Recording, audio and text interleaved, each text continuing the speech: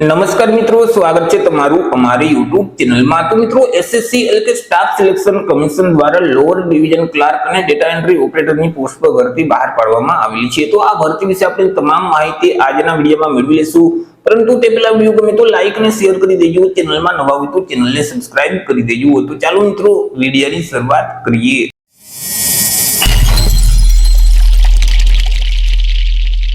તો મિત્રો, આજે ભરતીનું નોટિફિકેશન છે તે એસએસસી એટલે કે સ્ટાફ સિલેક્શન કમિશન દ્વારા બહાર પાડવામાં આવેલું છે। એસએસસી દ્વારા CHSL એટલે કે combined higher secondary level examination 2025 નું નોટિફિકેશન જાહેર કરી દેવામાં આવેલું છે। એટલે કે મિત્રો, કેન્દ્ર સરકારના અલગ અલગ જે ડિપાર્ટમેન્ટ છે તો તેમાં જે ડેટા એન્ટ્રી ઓપરેટર અને જે લોઅર ડિવિઝન ક્લાર્કની જગ્યાઓ ખાલી છે તો તે જગ્યાઓ ભરવા માટે એસએસસી દ્વારા ભરતીનું નોટિફિકેશન બહાર પાડવામાં આવેલું છે।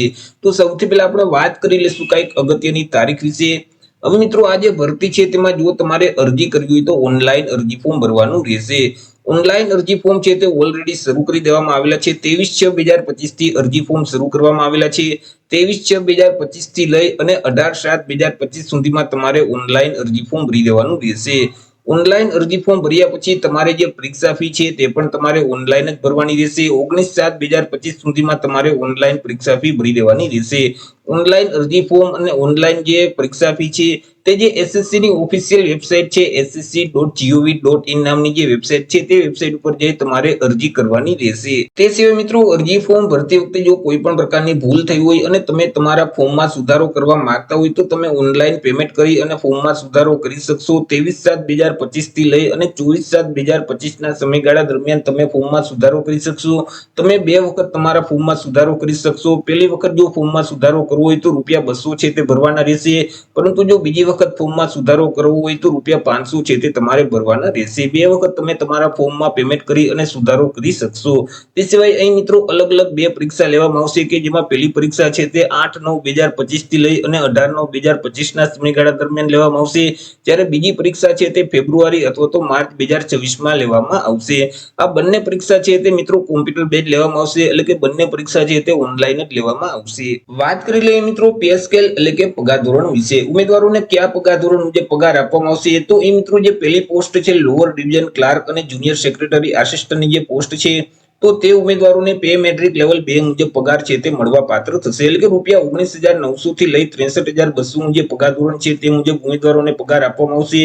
તે સિવાય જે ડેટા એન્ટ્રી ઓપરેટરની પોસ્ટ છે તો તે ઉમેદવારોને પે મેટ્રિક લેવલ 4 અથવા તો પે મેટ્રિક લેવલ 5 મુજબ પગાર મળવા પાત્ર થશે, એટલે કે ₹25,500 થી લઈ 81,100 નું જે પગાર ધોરણ છે અથવા તો ₹29,200 થી લઈ 92,300 નું જે પગાર ધોરણ છે તે મુજબ ઉમેદવારોને પગાર આપવામાં આવશે।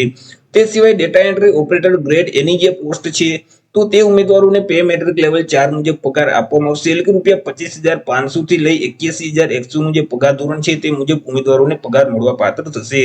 વાત કરી લઈએ જગ્યા વિશે કે અંદાજિત કેટલી જગ્યા પર આ ભરતી જાહેર કરવામાં આવેલી છે તો કે અંદાજે 3,131 જેટલી જગ્યા પર હાલ અત્યારે ભરતીની જાહેરાત કરવામાં આવેલી છે।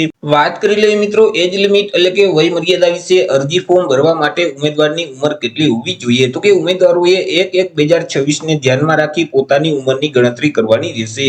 1/1/2026 ના રોજ ઉમેદવારની જે ઉંમર છે તે ઓછામાં ઓછી 18 વર્ષ અને વધુમાં વધુ 27 વર્ષની હોવી જોઈએ। પરંતુ જો આપણે જન્મ તારીખને ધ્યાનમાં લઈએ તો ઉમેદવારનો જે જન્મ છે તે 2/1/1999 થી લઈ અને 1/1/2008 ની વચ્ચે થયેલ હોવો જોઈએ।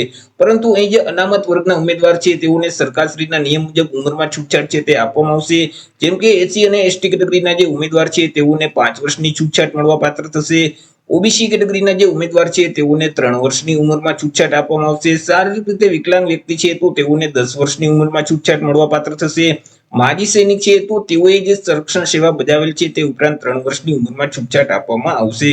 તે સિવાય બાકી જે તમામ ઉમેદવાર છે તો તેમની જે ઉંમર છે તે 1/1/2026 ને ધ્યાનમાં રાખી ઓછામાં ઓછી 18 વર્ષ અને વધુમાં વધુ 27 વર્ષની હોવી જોઈએ। વાત કરી લઈએ મિત્રો એજ્યુકેશન ક્વોલિફિકેશન એટલે કે શૈક્ષણિક લાયકાત વિશે। અરજી ફોર્મ ભરવા માટે ઉમેદવારની શૈક્ષણિક લાયકાત કેટલી હોવી જોઈએ તો કે અહીં મિત્રો જે ministry of consumer affairs, food and public distribution, ministry of culture વિભાગ છે, એટલે કે મિત્રો અહીં જે ગ્રાહક બાબતનો વિભાગ છે, તે સિવાય ખાદ્ય અને જાહેર વિતરણ વિભાગ છે અને જે કલ્ચર એટલે કે સાંસ્કૃતિક વિભાગ છે તો તેમાં જે ડેટા એન્ટ્રી ઓપરેટરની જે પોસ્ટ છે અથવા તો ડેટા એન્ટ્રી ઓપરેટર ગ્રેડ એની જે પોસ્ટ છે તે પોસ્ટ માટે ઉમેદવારની જે શૈક્ષણિક લાયકાત છે તે ઉમેદવારોએ કોઈ પણ સરકાર માન્ય બોર્ડમાંથી ગણિત વિષય સાથે વિજ્ઞાન પ્રવાહમાં ધોરણ 12 ની પરીક્ષા અથવા તો તે સમકક્ષની પરીક્ષા છે તે પાસ કરેલ હોવી જોઈએ।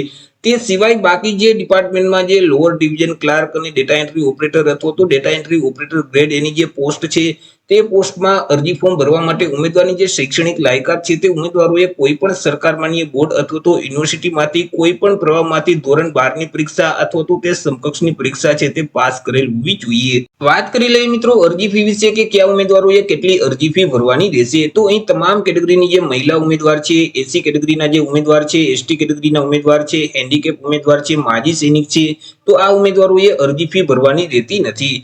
તે સિવાય ઓબીસી, ઈડબ્લ્યુએસ અને સામાન્ય વર્ગના જે પુરુષ ઉમેદવાર છે તેઓએ અરજી ફી ભરવાની રહેશે। 19/7/2025 સુધીમાં તેઓએ ₹100 અરજી ફી ભરી દેવાની રહેશે। અરજી ફી છે તે તમારે ઓનલાઈન જ ભરવાની રહેશે। તમે UPI, net banking, credit card કે ડેબિટ કાર્ડના માધ્યમથી અરજી ફી ભરી શકશો।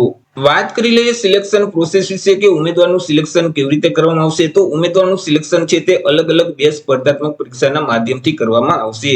આ જે બંને પરીક્ષા છે તે ઓબ્જેક્ટિવ પ્રકારની રહેશે, એટલે કે બંને પરીક્ષામાં એમસીક્યુ પ્રકારના પ્રશ્ન છે તે પૂછવામાં આવશે। બંને પરીક્ષા ઓનલાઈન એટલે કે કોમ્પ્યુટર બેઝ લેવામાં આવશે, કે જેમાં પહેલી પરીક્ષા છે તેમાં મિત્રો કુલ 100 એમસીક્યુ પ્રકારના પ્રશ્ન પૂછવામાં આવશે। એક પ્રશ્નનો 2 માર્ક એટલે 200 માર્કનું પેપર રહેશે અને પેપર લખવા માટે તમને 60 મિનિટ એટલે કે 1 કલાકનો સમયગાળો આપવામાં આવશે, કે જેમાં મિત્રો ઇંગ્લિશ ગ્રામર સંબંધિત 25 પ્રશ્ન પૂછવામાં આવશે કે જેમના 50 માર્ક રહેશે। જનરલ ઇન્ટેલિજન્સ એટલે કે રીઝનિંગ પ્રકારના જે પ્રશ્નો છે તેવા 25 પ્રશ્ન પૂછવામાં આવશે, તેમના 50 માર્ક રહેશે। ક્વોન્ટિટેટિવ એપ્ટિટ્યુડ એટલે કે ગણિત સંબંધિત જે પ્રશ્ન છે તેવા 25 પ્રશ્ન પૂછવામાં આવશે, તેમના પણ 50 માર્ક રહેશે। અને જીકે સંબંધિત 25 પ્રશ્ન પૂછવામાં આવશે, તેમના પણ 50 માર્ક રહેશે।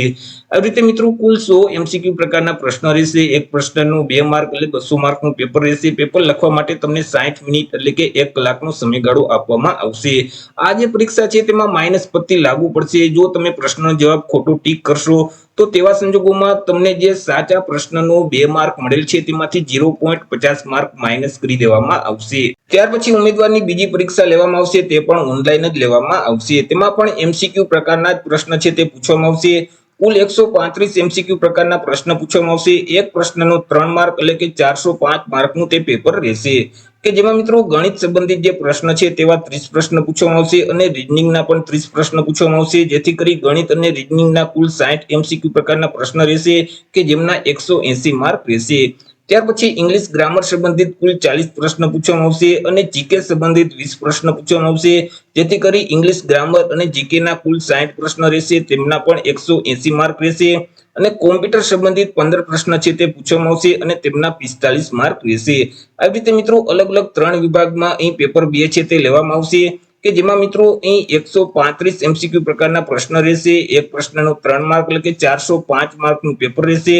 પેપર લખવા માટે તમને 1 કલાક અને 15 મિનિટનો સમયગાળો છે તે આપવામાં આવશે। ત્યાર પછી મિત્રો અહીં તમામ ઉમેદવારોએ સ્કિલ ટેસ્ટ એટલે કે ટાઈપિંગ ટેસ્ટ આપવાની રહેશે, કે જેમાં ડેટા એન્ટ્રી ઓપરેટરની જે પોસ્ટ છે તે ઉમેદવારોને 15 મિનિટનો સમયગાળો આપવામાં આવશે ટાઈપિંગ ટેસ્ટ માટે।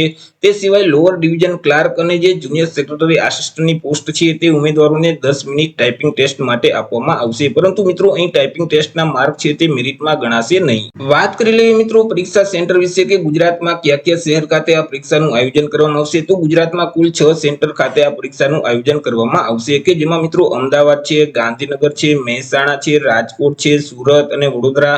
તો આટલા 6 સેન્ટર ઉપર ગુજરાતમાં આ પરીક્ષાનું આયોજન કરવામાં આવશે। તો એ રીતે મિત્રો સ્ટાફ સિલેક્શન કમિશન દ્વારા લોઅર ડિવિઝન ક્લાર્ક અને ડેટા એન્ટ્રી ઓપરેટરની પોસ્ટ પર ભરતી બહાર પાડવામાં આવેલી છે। તો આશા રાખું છું વિડીયો પસંદ પડ્યો હશે। વિડીયો પસંદ પડ્યો હોય તો લાઈક અને શેર કરી દેજો। ચેનલમાં નવા હોય તો ચેનલને સબસ્ક્રાઇબ કરી દેજો। ફરી મળીશું એક નવા ટોપિક સાથે એક નવા વિડીયોમાં। ત્યાં સુધી જય હિન્દ, વંદે માતરમ।